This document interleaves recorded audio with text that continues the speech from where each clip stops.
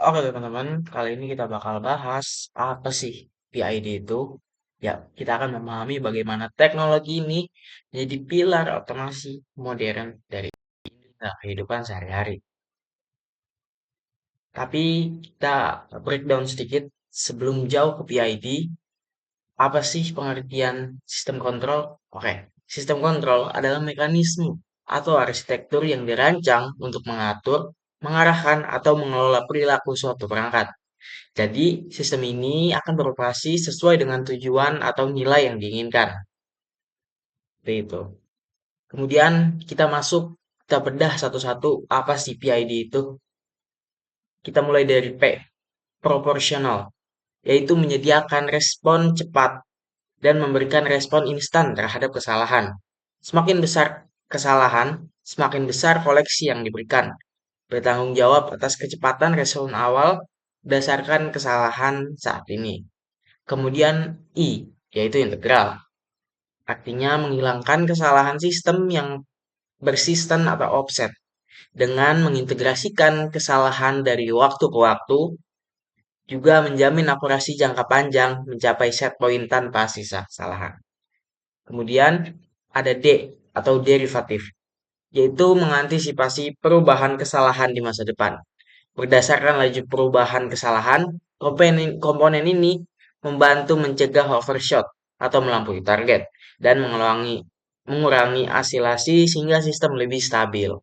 Oke, jadi apa sih PID itu? Oke, jadi PID adalah singkatan dari tadi proporsional, integral, dan derivatif.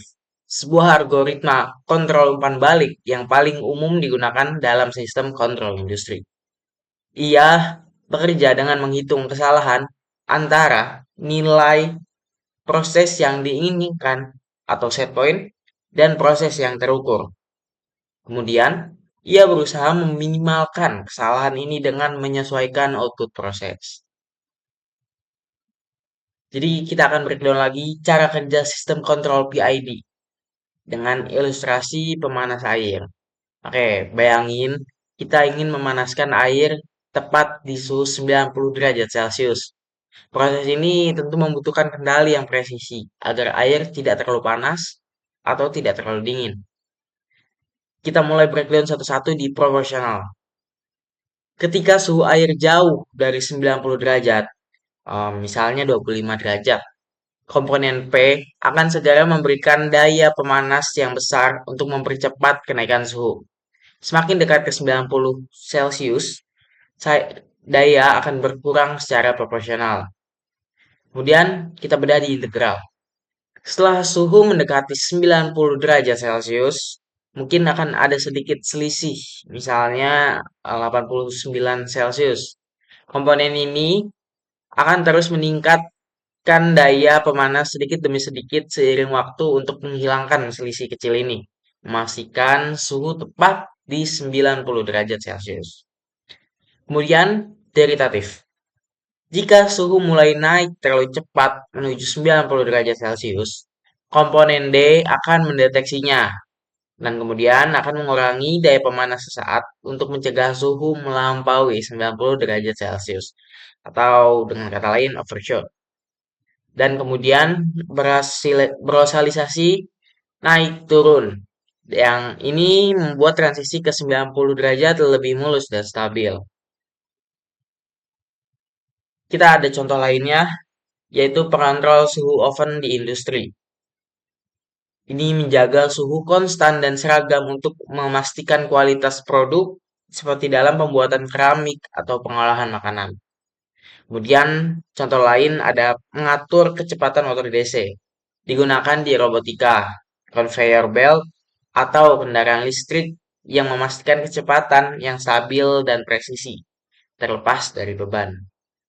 Kemudian ada di otomasi proses kimia, yaitu mengontrol parameter vital seperti tekanan, aliran pH, dan level cairan dalam reaktor untuk menjaga reaksi tetap optimal dan aman. Oke, kita akan bahas kelebihan dari sistem kontrol PID. Yang pertama ada fleksibilitas dan efektivitas. PID ini sangat efektif dan mudah diterapkan di berbagai aplikasi, dari proses sederhana hingga kompleks, yang merupakan standar industri. Kemudian, kelebihan lainnya ada di stabilitas yang unggul. Komponen derivatif secara efektif mengurangi overshot dan asilisasi, menghasilkan sistem yang lebih stabil dan mulus. Kemudian, keunggulan lainnya ada di respon cepat dan juga akurat. Mampu memberikan koreksi yang cepat untuk mencapai set point sekaligus menjaga akurasi tinggi tanpa kesalahan sisa. Dan yang terakhir, ada mudah di setel atau di tunning. Parameternya KP, Q, KD dapat disesuaikan untuk mengoptimalkan kinerja sesuai dengan karakteristik proses yang berbeda.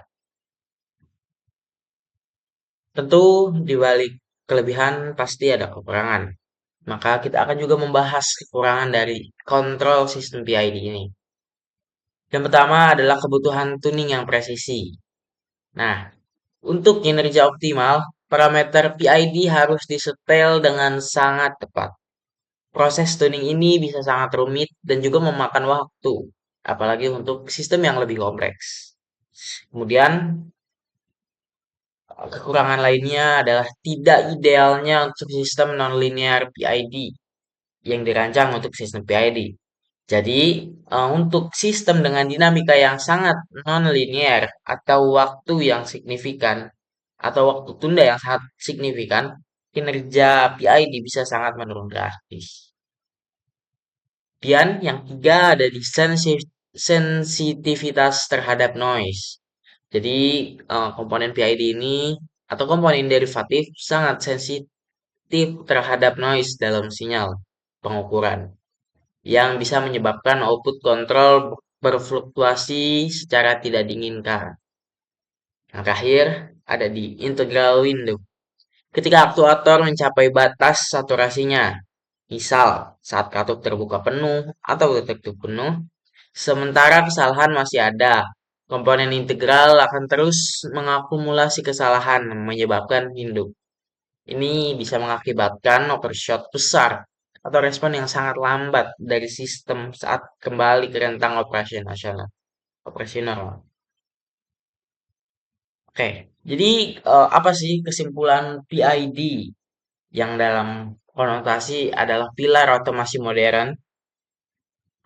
Sistem kontrol PID adalah algoritma kontrol yang paling fundamental dan banyak digunakan di berbagai sektor industri, dari manufaktur hingga otomotif.